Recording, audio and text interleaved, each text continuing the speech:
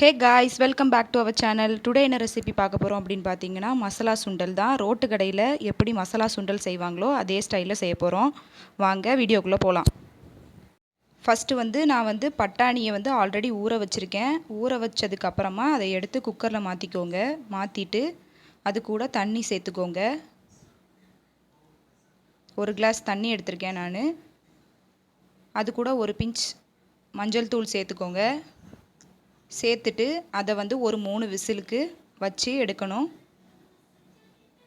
இப்போது case on பண்ணிவிட்டு குக்கரை வச்சாச்சு.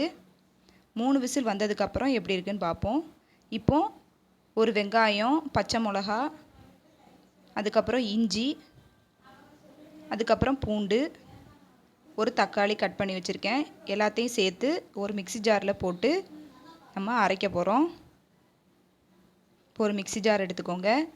வெங்காயம் சேர்த்துக்கலாம். அதுக்கப்புறம் தக்காளி சேர்த்துக்கலாம்.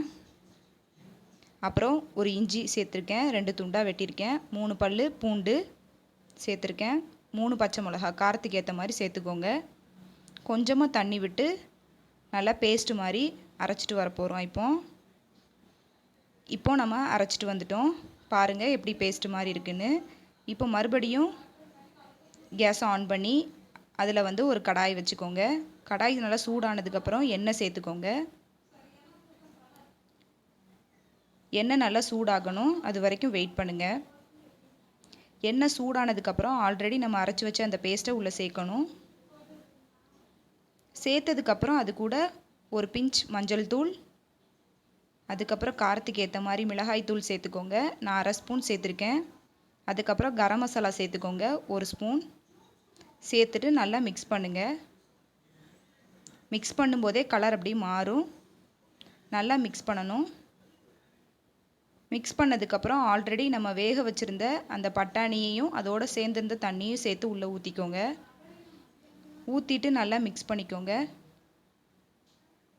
மிக்ஸ் பண்ணதுக்கப்புறம் தேவைக்கேற்ற மாதிரி சால்ட்டு போட்டுக்கோங்க. சால்ட்டு போட்டதுக்கப்புறம் மறுபடியும் மிக்ஸ் பண்ணுங்கள். மிக்ஸ் பண்ணதுக்கப்புறம் நல்லா கொதிக்கணும். கொதித்து அது லைட்டாக வற்றுனதுக்கப்புறமா நீங்கள் சர்வ் பண்ணலாம். சூப்பரான வண்டிக்கடை ஸ்டைலில் மசாலா சுண்டல் ரெடி ஆயிருச்சு.